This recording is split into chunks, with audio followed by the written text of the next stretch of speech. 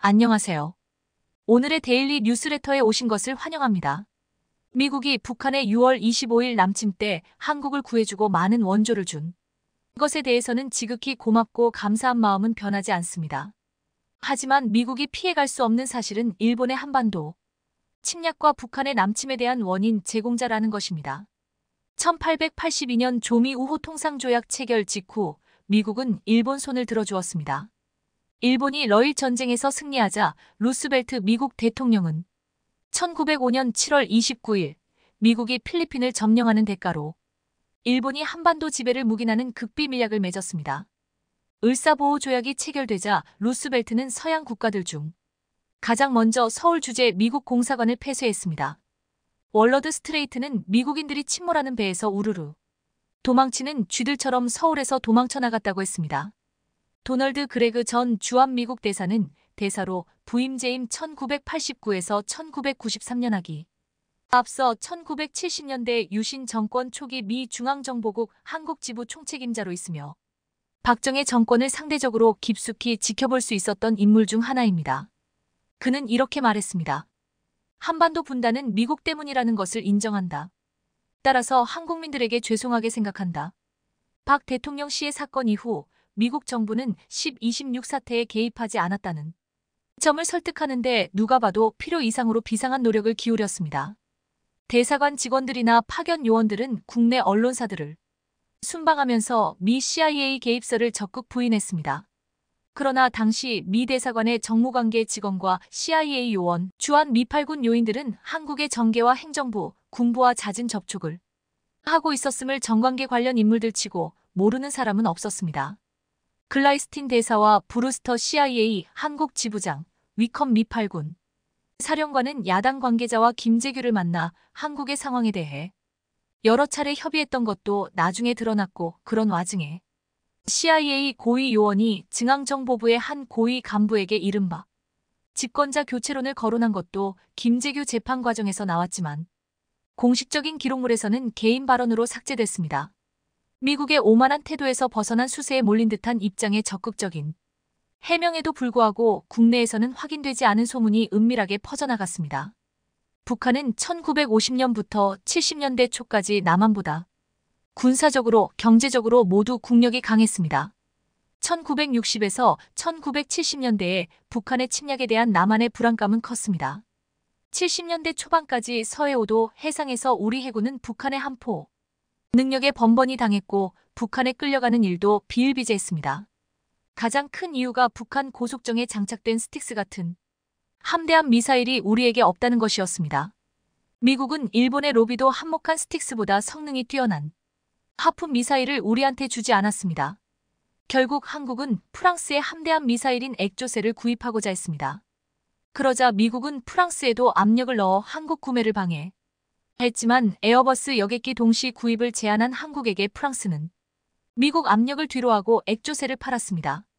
그리고 75년 우리가 코리아 타코마에서 제작한 고속정에 액조세 미사일을 장착해 발사 실험을 합니다. 그러자 미국은 1975년 하푼 미사일 판매를 허가하고 77년부터 도입하게 됩니다. 자신들의 이익이 프랑스로 넘어가자 한국에 서둘러 판매했습니다.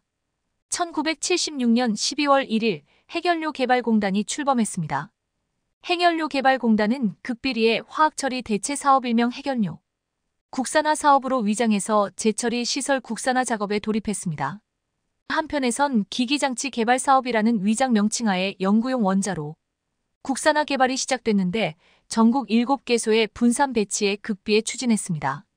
1978년 한국에서 은밀하게 추진하던 증수 핵연료봉 공장 시설이 어쩔 수 없이 공개되자 미국은 충격 정도가 아닌 아예 공황 상태에 빠졌습니다. 관련 부서와 정보원들이 문책당하고 미국은 전례가 없는 고위조사단을 꾸렸습니다. 워싱턴 당국은 1978년 11월 8일 해럴드 브라운 미국 방부장관이 이끄는 미 국무부 국방부 국가안전보장회의 소속 17명의 고위 관료들이 한국에 급파됩니다. 그것도 모자라 열흘 후에는 멜빈 프라이스 의장을 선두로 한 미상원 군사위원회 의원 13명과 관련 관료들 및 원전 관계자를 까지 수십 명이 한국으로 날아와 강도 높은 사찰 조사를 했습니다. 수십 명의 고위 관료, 13명의 의원 등이 한국을 방문한 것은 그전에도 지금도 없는 파격적인 인원입니다. 경제력이 약하고 무장력이 약하니 어쩔 수 없이 당해야 하는 서러움을 겪어야 했습니다. 미국이 그토록 집요하게 우리의 핵개발을 막은 진짜 이유는 무엇이겠습니까? 단적으로 말하면 한국을 손바닥 안에 놓고 움직이겠다는 생각에서였습니다. 미국은 한국이 핵무기를 만들어 자기들 손바닥 바깥으로 나가는 것을 허락하지 않았습니다. 한국이 조금이라도 앞서 나가겠다고 하면 갖은 수단과 협박을 동원해 막았습니다. 미국은 한국을 다른 나라들과는 다른 대접을 했습니다. 철저하게 자신들의 보관대로 움직이는 정책을 사용했습니다. 한국의 잠재적인 경제력을 눈여겨본 것입니다. 6.25 전쟁으로 인한 한국의 미국에 대한 감사함을 이용해 철저하게 미국의 이익을 위해 한국을 끌어당겼습니다. 미국의 예상대로 다른 나라와 달리 한국은 눈부신 경제 발전을 이룩했습니다. 미국의 이익에 크게 부합해준 나라가 한국입니다. 미국은 두 가지 측면에서 한국의 핵개발을 막아섰습니다. 미국 입장에서 불때 박정희의 핵개발은 전 세계와 동북아 지역에서 핵확산, 저지라는 미국의 전략 목표에 대한 정면 도전으로 받아들여졌습니다. 나아가 미국은 한국의 핵보유가 동북아의 평화와 안정을 교란하며 미국의 위상을 손상시킬 것이라고 판단했습니다. 무력 아닌 무력을 사용해서라도 한국이 추구하는 핵개발이나 미사일 개발 등에 의한 군사 강국화에 대해 저지할 필요가 있었습니다. 핵보유와 미사일 개발로 인한 군사력이 강해진다는 것은 결국 미국의 손아귀에서 빠져나간다는 것을 뜻합니다. 군사 강대국이 되면 발언권이 강해지고 이는 미국의 원하는 대로 움직여주지 않는 수순으로 이어집니다. 지금 우리 정부가 미국이 요구하는 쿼드 참여를 미루고 있는 것과 같은 맥락입니다. 과거 같으면 어림도 없는 일이고 방위비 분담금 인상에 대해서도 큰 목소리를 낼 수 있는 이유는 그만큼 우리나라의 경제력과 군사력이 강해졌다는 것을 의미합니다. 그리고 또 하나는 미국의 핵개발 포기 압력은 핵폭탄의 개발뿐만 아니라 경제적 문제도 있었습니다. 이를 꿰뚫어본 사람이 작고한 박정희 시절 오원철 전 경제수석입니다. 오원철 수석은 한국이 캐나다에서 중수로 원전을 도입하자 미국은 한국의 핵개발에 대한 우려와 함께 자신들의 상업적 이익이 침해되는 것을 크게 우려했다고 합니다. 그도 그럴듯이 미국 관련 업계는 한국의 원전 및 관련 기기 수출을 통해 1,000억 달러, 핵연료 수출로 450억 달러의 수익을 예상하고 있었기 때문입니다. 그 당시로는 천문학적인 거금입니다. 한국의 핵연료 개발 및 원자로, 다변화, 재처리 시설 건설은 미국 정부와 미국 기업이 누려야 할 원자력 분야의 독점적 이익에 크게 방해가 되는 선택이었습니다. 미국은 한국에 필요한 핵연료와 원전 플랜트를 미국에 종속시켜야 했습니다. 이를 위해 미국은 한국이 핵폭탄을 제조하려는 목적임을 과장시키고 요란하게 떠들어대며 프랑스로부터 재처리 시설 도입을 저지시켰습니다. 그 당시 우리나라는 미국으로부터 원전 플랜트는 물론 원전에 들어가는 핵연료 농축우라늄을 비싼 돈을 주고 수입했습니다. 당시 한국은 프랑스로부터 핵연료 재처리 시설 도입을 추진 중이었습니다. 이것을 운영할 경우 한국은 매년 평균 25개의 핵폭탄 원료 확보도 가능하겠지만 실제는 엄청난 외화를 들여 미국에서 도입하는 핵연료의 양을 크게 줄일 수 있게 되는 경제적 효과에 더욱 중점을 두고 있습니다. 한국은 또 캐나다로부터 증수형 원자로를 도입하고자 했습니다. 이런 시도는 핵연료와 원자로에 대한 미국 의존도가 크게 줄어들 수 있었고 경제적 측면에서 반드시 필요하기도 했습니다.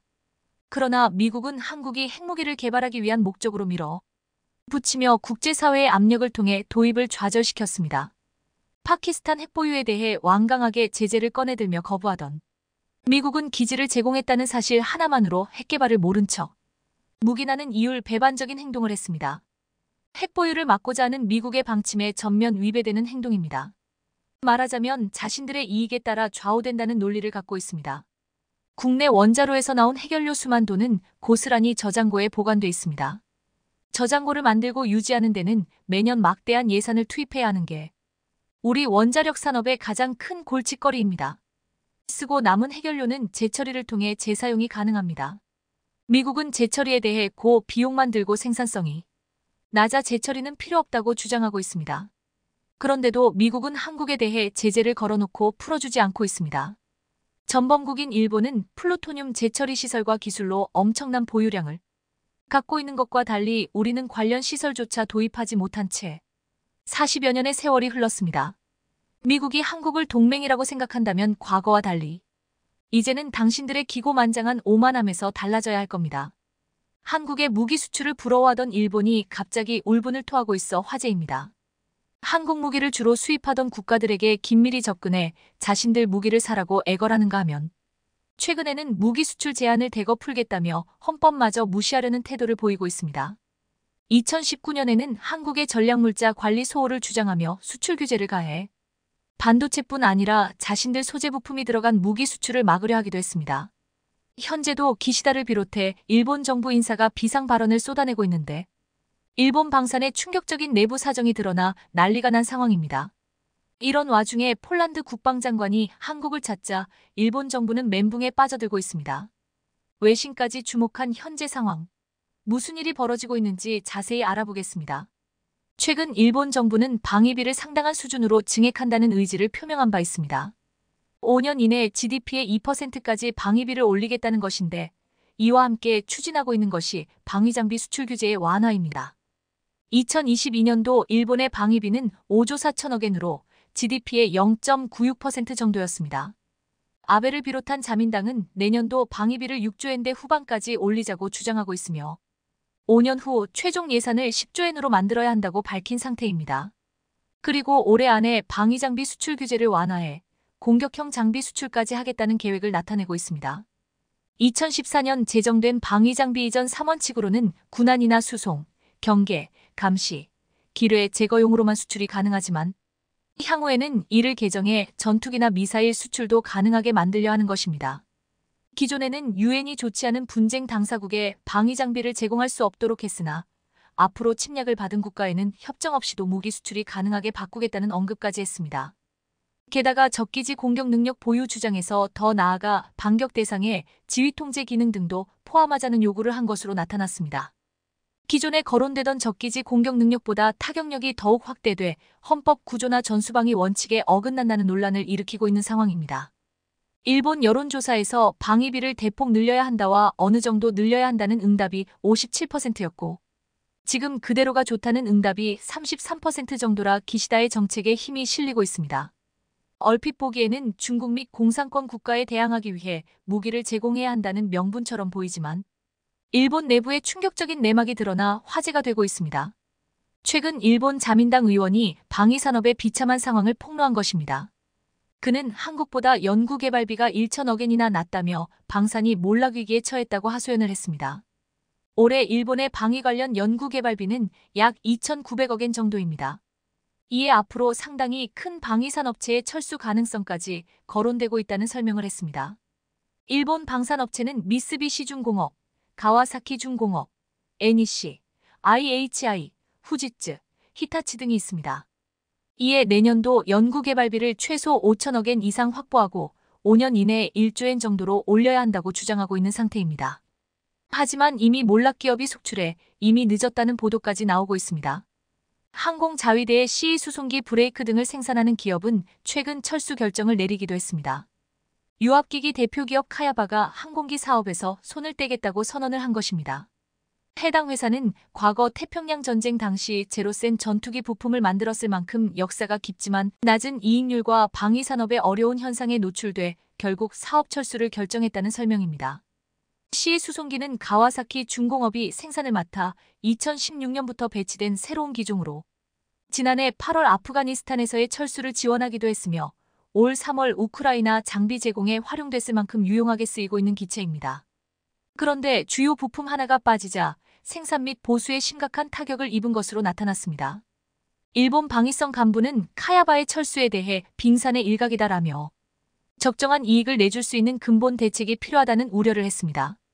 얼마 전에는 미쓰이 E&S 조선과 스미토모 중기계 공업 등이 방산에서 손을 뗐고 몰락 분위기를 막을 수 없어 일본 전체가 비상이 걸린 상황입니다.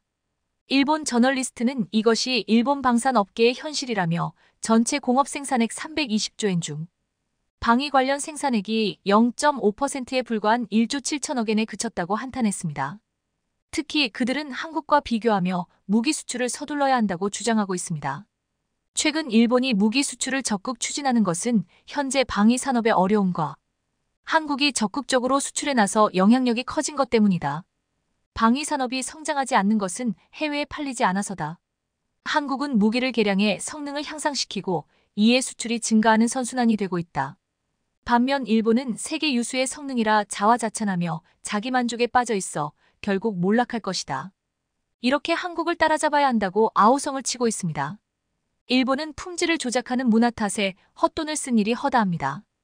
미쓰비시중공업과 수백여 부품업체들이 투입돼 7조 원 이상의 개발비를 들인 소형 제트 여객기 MRJ 사업이 수차례 기기 이상 끝에 결국 접는 수모를 겪었고, 미쓰비시중공업이 면허 생산했던 F-35 전투기는 첫 제작기부터 바다에 추락해 망신을 당했습니다. 6월 6일 일본 언론에는 왜 국산 전투기를 만들 수 없습니까?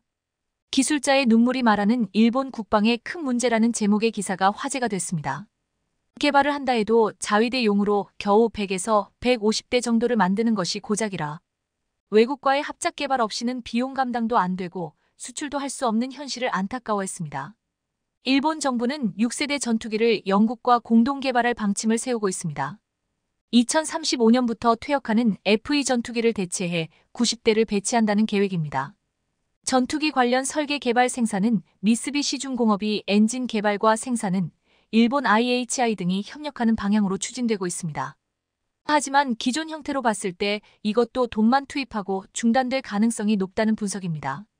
이런 상황에 일본은 한국이 주로 수출하는 나라를 찾아다니며 자기들 무기를 사라고 압력을 넣고 있는 황당함을 보이고 있습니다. 5월 기시다는 태국 총리와 만나 일본의 방위 장비품 수출 협정을 맺기도 했습니다. 그리고 작년 3월에는 인도네시아와 외교 국방 22 회담을 진행하며 방위 장비 수출 협정을 체결했고, 이어 9월에는 베트남과 비슷한 협정을 맺은 바 있습니다. 그리고 올 4월 필리핀 정부 인사를 만나서도 군사물자 교류를 재촉하기도 했습니다. 지난달 말에는 K골 구입했던 핀란드에도 접촉해 무기 판매를 타진했던 것으로 나타났습니다. 이를 본 일본인은 방위장비품의 협정 내용을 확실하게 확인해야 한다. 한국처럼 일본의 군사 전용 비품을 중국이나 북한 등에 흘리게 해서는 안 된다라는 반응을 보이기도 했습니다. 일본은 한국이 무기 관리를 소홀히 하고 있다는 헛소문을 퍼뜨리면서도 한국 무기를 대거 도입한 나라들을 찾아다니며 자신들 무기를 사라고 설득 중에 있는 것입니다. 일본은 유럽 쪽으로도 무기 수출을 타진했는데 폴란드가 한국산 무기를 대거 구입하려 한다는 소식이 퍼지자 크게 당혹해하고 있습니다.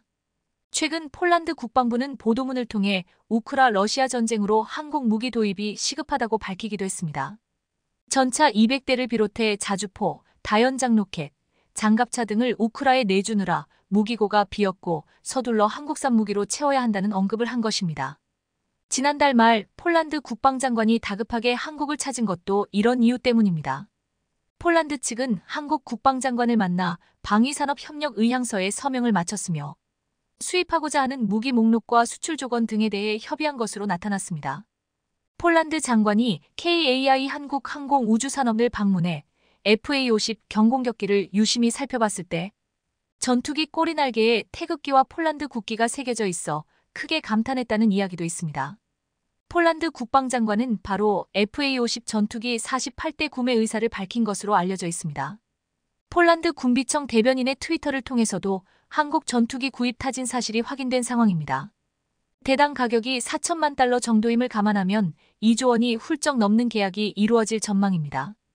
KAI는 이번 사업 성사를 위해 폴란드 수출관리팀을 신설한 것으로 전해지고 있습니다.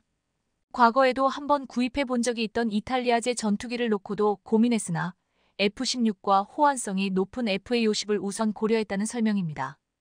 폴란드 장관은 하나 디펜스 공장을 찾아 K구자 주포와 각종 장갑차를 눈여겨봤으며 호주에 제공 예정인 레드백에도 큰 관심을 보인 것으로 나타났습니다. 그리고 현대로템 공장에 들러 K2전차 생산 라인을 시찰하기도 했습니다. 미국 에이브럼스와 함께 K2전차 수백 대를 도입하는 방안을 적극 검토하고 있는 것입니다. 그리고 올 초 UAE에 4조 원 규모 수출 성과를 이룬 천궁이에도 관심을 보였다는 설명입니다.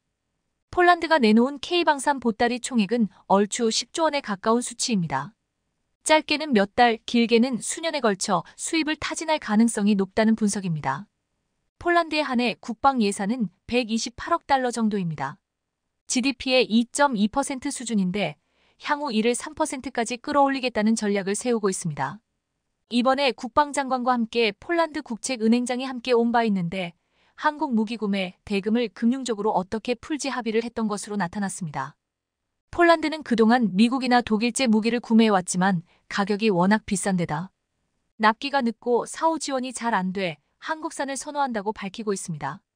한국 무기로는 NATO 포탄 대부분을 발사할 수 있고 유지보수가 일치한다는 점도 인기의 비결입니다. 폴란드는 2014년 K9의 포탑을 제외한 차체 120문을 사들이며 한국산에 대한 검증을 끝낸 상태라 높은 신뢰를 보이고 있습니다. 한국은 최근 5년간 전 세계에서 9번째로 많은 무기를 수출한 바 있습니다. 직전 5년보다 210% 이상 성장한 것입니다. 게다가 지난해에는 72억 달러 방산 수출을 기록하며 세계 6위로 올라서기도 했습니다. 올해 목표는 150억 달러로 세워져 비고 진입까지 예상되고 있습니다. 이는 전차뿐 아니라 잠수함과 군함, 전투기까지 한국의 뛰어난 무기 개발 노력이 있었기에 가능해진 상황입니다. 이런 성과는 방산업체의 주가로도 드러나고 있습니다. FA-50을 생산하는 한국항공우주 KAI의 주가는 6개월 만에 2배 가까이 오르기도 했습니다. 말레이시아, 콜롬비아, 폴란드로의 수출 가능성이 가시화됐으며 매출과 영업이익도 지속적 성장세가 기대되고 있기 때문입니다. 세계 각국이 찾는 한국산 무기. 과연 일본이 따라올 수 있을까요? 작년에 대규모 수출을 달성한 한국 방산 업체들의 수주 잔고가 올해 실적에 본격적으로 반영되면서 한바구음을 짓고 있습니다. 한화 에어로스페이스, KAI, 현대로템, LI지넥스원 등 방산 업체들의 이익률이 가파른 성장세를 기록한 건데 특히나 이들은 오래 남은 기간에도 높은 수익을 낼 것으로 보여 분위기를 한껏 끄터올리고 있는데요. 여러 방산 업체들 중에 수주 잔고가 가장 많은 한국항공우주산업 KAI는 폴란드로의 FA-50 공급이 본격적으로 이뤄지는 하반기부터 실적이 급성장할 것으로 기대되고 있는 상황입니다. 이렇듯 실제로 KAI에서 자주 언급했던 FA-50 비롯해 국산 항공기 1000대를 수출하겠다는 목표가 현실로 성금 다가오고 있는 중입니다. 그런데 최근 FA-50에 적용 가능한 국산 AESA 레이더가 나오면서 엄청난 화제가 됐는데 여기에다 추가로 국산 공대공 미사일 개발 정황도 나오면서 모두를 경악하게 만들었는데요. 이렇게 되면 한국 전투기들의 수출이 대폭발한 것으로 보이는데 이번에 한국이 공개한 비장의 무기가 어떤 건지 자세히 알아보겠습니다. 국산 초음속 전투기 KF-21이 위풍당당하게 대한민국 영공을 날아오르기까지 그간 얼마나 수많은 과정을 거쳤는지 KF-21 비행 스토리 영상을 통해 방금 확인하셨는데요. 이렇게 순조롭다 못해 조기 양산을 결정할 정도로 빠르게 진행되고 있는 KF-21 사업은 전투기를 처음 만든 나라라고 믿기지 않을 정도로 전투기 생산 능력이 세계 최고 수준에 이릅니다. 그러니 폴란드가 KF-21 사업 참여에 적극적으로 구애를 할 수밖에 없는 상황입니다. 실제로 최근 폴란드는 인도네시아가 연체하고 있는 8천억 원에 달하는 KF-21 개발 분담금을 대신 내겠다며 KF-21 개발에 참여하고 싶다고 공식적으로 우리에게 요청해 왔습니다. 그런데 앞서 KF-21은 국내에서 최초로 개발한 국산 AESA 레이더를 달고서도 첫 시험 비행에 성공했었는데요. 지난 3월 경남 사천 비행장에서 있었던 AESA 레이더를 탑재한 KF-21 CJ-3호기의 시험 비행은 84분 동안 진행됐는데 요구 성능과 개발 목표를 모두 충족하며 성공적으로 마침표를 찍었습니다. 최신형 전투기에 탑재되는 AESA 레이더는 집적 회로가 적용된 반도체 송수신 모듈을 활용해 신호의 진폭을 조정하는 방식으로 표적을 탐지하기에 전투기의 눈, 전투기의 두뇌로 불립니다. 당초 한국은 미국으로부터 F-35R을 도입하면서 절충 교역으로 AESA 레이더 기술을 이전받으려 했지만 미국의 거부로 무산됐고 이로 인해 한국형 전투기 사업 자체가 차질을 빚을 거란 비관적 전망까지 나왔는데요. 하지만 국내 자체 개발을 결정한 뒤 대한민국은 하드웨어와 소프트웨어를 개발한 데 이어 KF-21 시제기에 탑재해 시험평가까지 진행하는 단계까지 올라오는 등 정말 있을 수 없는 일을 만들어냈습니다. 방사청에 따르면 이번에 개발된 국산 AESA 레이더는 공대공 모두 25개 시험 항목에 대해 총 18회 비행시험을 수행한 결과 요구 성능과 개발 목표를 모두 충족하면서 만족스러운 결과를 얻었습니다. 이에 따라 방사청은 2026년 2월까지 90회의 비행시험을 등해 작전 운용 성능의 충족성, 군 운용 적합성, 전력화 지원 요소, 실용성 등 충족 여부를 최종적으로 확인한다는 계획입니다. 그리고 이제 국산 AESA 레이더 개발로 국산화 비율을 더 높여 한국산 전투기 수수를 확대하는 일만 남았는데요. 실제로 이달 2일 LIG넥스원은 2023 공군 민군협력 전시회에 참가해 FA-50 AESA 레이더 시제품을 선보이며 KF-21에 이어 FA-50에도 국산 AESA 레이더가 장착될 거란 걸 보여줬습니다. 이번에 LIG넥스원이 공개한 FA-50 AESA 레이더는 국내 최초로 공랭식을 적용한 전투기용 AESA 레이더로 공지의 목표에 대응하는 다수의 운용 모드를 보유하고 있는 것으로 알려졌습니다. AESA 레이더는 차세대 전투기에선 필수로 탑재되는 핵심 센서로 일반적으로 AESA 레이더를 장착한 전투기는 MSA 레이더를 적용한 전투기보다 3에서 4배의 전투력을 보유한다고 합니다. 하지만 전투기용 AESA 레이더는 미국 등 소수의 해외 선진 방산 업체만 독점하면서 세계 시장을 대부분 점유하는 등 진입 장벽이 높은 걸로 유명한데 한국이 불가능한 일을 만들어낸 겁니다. 이런 이유로 KF-21에 이어 FA-50에도 국산 AESA 레이더가 장착된다면 우리 군의 전력 증강은 물론 한국 방산의 수출 경쟁력이 지금보다 더 넘사벽 수준으로 뛰어올라 한국산 전투기의 몸값이 천정부지로 치솟을 것으로 보입니다. 방사청에 따르면 현재 FA-50 AESA 레이더의 개발 완료라는 최종 목표를 위해서는 지상 통합시험 및 테스트 항공기 FA-50 탑재 비행시험 등의 검증이 남아있다고 합니다. 현재 방산 전문가들은 KF-21과 마찬가지로 FA-50의 국산 AESA 레이더 장착과 관련해 일련의 과정들이 순조롭게 진행되고 있다며 등합이 어렵지 않다고 입을 모았는데요. 실제로 KAI 고정익체계팀 곽재진 수석 연구원은 이미 KF-21에 국산 AESA 레이더가 장착됐기 때문에 FA-50에 국산 AESA 레이더를 장착하는데 기술적인 어려움이 없다고 강조했습니다. 그는 다만 항공기에 AESA 레이더와 같은 주요 장비를 장착하려면 단순하게 붙이는 것 이상으로 개발 일정이나 비용 등 많은 고려 사항이 있다며 당장 FA-50 수출기에 국산 AESA 레이더가 적용되진 않겠지만 업그레이드 계획이 있다면 기술적으로는 언제든지 장착이 가능한 상황이라고 전했습니다. 그리고 해당 소식을 들은 네티즌들은 국산 AESA 레이더 개발을 축하합니다. 타겟팅 포드와 AESA 레이더 장착이면 FA-50은 넘사벽 전투기다. 정말 자랑스럽다. 진정한 한국판 로키드 마틴이다. 말레이시아 방산전에 KAI와 LIG넥스원이 함께 간다고 하던데 아무래도 AESA 레이더를 완성한 것 같다. LIG넥스원도 무시무시하다. 그냥 조용히 만들고 파는 회사 같다. 호재가 넘쳐난다 등의 반응을 보였습니다. 그리고 또 다른 군사 전문가 역시 앞으로 남은 테스트들도 지금까지 그래왔던 것처럼 FA-50의 진정한 국산화 달성을 이뤄낼 것이라고 입을 모았는데요. F-16을 비롯해 기존의 4세대 전투기들이 AESA를 이더로 바꾸고 업그레이드하거나 사업을 추진하고 있는 만큼 F-16 축소판이라고 할 수 있는 FA-50 또한 기계식 레이더에서 AESA 레이더를 탑재하는 게 순리라는 겁니다. 때문에 향후 우리 공군에 배치될 FA-50 60대도 이번에 LIG넥스원에서 만든 국산 AESA 레이더가 탑재될 가능성이 있다고 내다봤습니다. 여기에 더해 현재 방산업계에서는 FA-50의 말레이시아 수술건부터 AESA 레이더를 넣을 수 있지 않을까 조심스레 전망하고 있다는데요. 현재는 보안상 자세한 사항을 언급하지 못하겠지만 오는 10월 열리는 아덱스에 구체적인 계획이 있을 것으로 보인다는 게 방산 전문가들의 예상입니다. 기존 FA-50에는 이스라엘제 기계식 레이더가 탑재돼 우리가 손쓸 수 있는 부분이 제한적이었지만 우리가 개발한 AESA 레이더가 탑재되면 성능 확보는 물론 전투력이 향상될 가능성이 매우 높아 보입니다.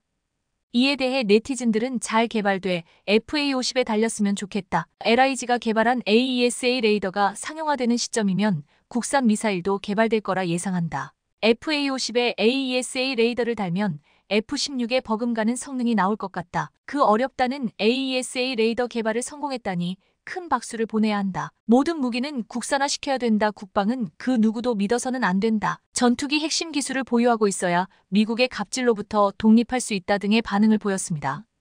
게다가 AESA 레이더 국산화와 더불어 현재 전투기에 탑재되고 있는 다른 국가의 무장을 대체할 무기 개발이 시급한 상황인데요. 결국 레이더 소프트웨어 무장 모두 있어야 우리나라에서도 성능을 100% 발휘해 제대로 쓸 수 있고 더군다나 해외에 판매할 때도 아무런 걸림돌이 없기 때문입니다. 실제로 이렇게 되면 다른 국가 전투체계 사용으로 인해 수출이 막힐 가능성을 원천적으로 차단할 수 있을 것으로 보이며 이런 이유로 최근 국내에서도 독자적인 무장이 필요하다는 의견도 높아지고 있습니다. 그런데 사실상 한국도 천공, 해공 미사일 사업을 통해 세계적인 수준의 미사일 개발력이 이미 확보돼 있는 상태인데요.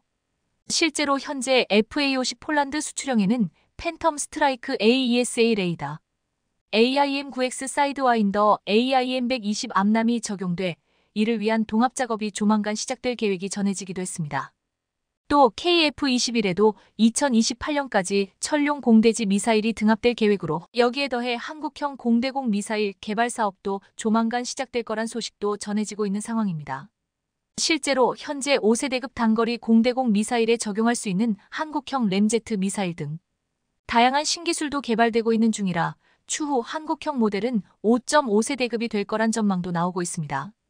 LIG 넥스원도 2017년 아덱스 전시회 때 공대공 유도탄용 IIR 유도장치 시제품을 공개하는 등 국산 미사일 기술을 공개한 적이 있었습니다. AESA 레이더 개발에 이어 한국형 공대공 개발까지 진행되면 앞서 말씀드렸던 우려 사항들을 모두 해소할 수 있을 것으로 보이는데요. 일단 단거리에서 사이드와인더를 따라잡고 최대한 빨리 암급도 개발을 해야 우리 전투기들의 수출이 쉬워질 듯 보입니다. 한국산 전투기가 완전한 국산화라는 원대한 꿈의 목표로 향해 가고 있는데요. 한국 방산의 또 다른 효자 품목으로 국산 전투기가 이름을 드높일 준비가 된 것으로 보입니다. 한국형 경전투기 FA-50이 전 세계를 뒤흔들며 완전히 휩쓸고 있습니다. 폴란드 등 유럽 지역을 장악한 데 이어 이번에는 아랍 아프리카 지역의 핵심으로 알려진 이집트의 거점을 구축해 방산 시장을 완전히 손에 넣겠다는 건데요. 이뿐 아니라 전투기 심장으로 알려진 엔진을 그냥이 아닌 슈퍼호넷급으로 탄생시킨다고 하는데 FA-50을 둘러싼 최근 상황에 대해 자세히 알아보겠습니다. KAI의 국산 다목적 경전투기 FA-50 200 효자 노릇을 톡톡히 하고 있습니다. 핵심 우방국인 쫄란드를 해외 마케팅 거점으로 삼고 아시아, 남미, 아프리카를 넘어 내친 김에 항공산업의 본고장인 미국 시장 진출에 도전장을 내밀고 있는데요. 방산업계에 따르면 KAI는 지난달 29일 폴란드 공군에 FA-50GF-12대 납품을 전달하며 수출 계약을 체결한 지 1년 3개월 만에 납품을 성공적으로 완료했습니다. 앞서 KAI는 2022년 9월 폴란드와 FA-50 48대 수출 계약을 체결했는데 남은 물량 36대는 쫄란드 공군의 요구에 맞춰 FA-50PL로 개발해 2028년까지 납품할 예정입니다. 이렇듯 FA-50은 폴란드 주력 전투기를 대체하는 핵심 기종으로 주목받고 있는 상황으로 노후화한 미그-29와 수호-220이 전투기를 FA-50으로 대체해 공군 현대화를 추진하려 하고 있습니다. 여기에 더해 필리핀도 FA-50 도입에 관심이 아주 많은데 차기 전투기 선정 사업으로 FA-50 블록 20을 눈여겨보고 있는 상황입니다. 개량형 모델인 블록 20은 항속거리와 무장 능력을 확대한 모델로 AESA 레이더, AIM-120 암람 중거리 공대공 미사일을 탑재할 수 있어 동급 최강 전투기로 불립니다. 사실 필리핀 공군은 2015년부터 FA-50PH-12대를 운용하고 있는데 뛰어난 격추 성능에 만족감을 드러내고 있는 중입니다. 우즈베키스탄도 FA-50 도입을 타진하고 있는 중인데 바오디르 쿠르바노프 우즈베키스탄 국방장관은 작년 8월 국방장관 회담에서 우리 국방부의 방산 협력에 대한 러브콜을 보내왔습니다. 우즈베키스탄을 비롯해 러시아 무기에 의존하던 중앙아시아 국가들은 최근 지정학적 긴장이 고조되면서 수입처 다변화를 꾀하고 있는 중이라 적극적인 움직임이 많은 상황입니다. 이뿐 아니라 이집트 공군의 고등훈련기 사업 수주 가능성도 매우 큰데 현재 KAI는 이집트와 FA-50 36대 수출 협상을 진행 중인 것으로 알려졌습니다. 특히나 이집트의 경우 향후 추가 주문 가능성도 있어 앞서 KAI는 이집트 수출을 최우선 과제로 마케팅을 집중했고 현재 협상이 막바지 단계인 것으로 전해집니다. 이렇듯 KAI는 아프리카의 안보 전략의 요충지인 이집트를 넘어서 항공산업의 본 고장인 미국 시장에 도전장을 내밀겠다는 큰 그림을 갖고 있는데요. 방산업계에 따르면 미국은 내년까지 280대 규모 공군 전술훈련기와 220대 규모 해군 고등훈련기 전술훈련기를 도입할 계획입니다.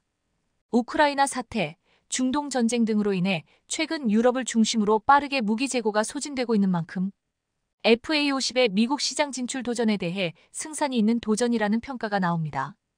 그런데 최근 이집트에서 FA-50 경전투기 36대 생산 협약 체결 소식이 전해지면서 방산업계가 들썩이고 있는데요. 이집트 FA-50 수출건의 경우 이집트 현지에 생산 공장을 짓고 자체 제작하는 방식의 수출로 진행될 가능성이 높은 것으로 전해집니다.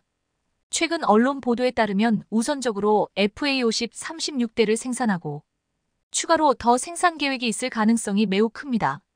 KAI는 이집트를 아랍 아프리카 지역의 FA-50 수출과 유지보수 거점으로 활용할 생각을 가지고 있는 상황입니다.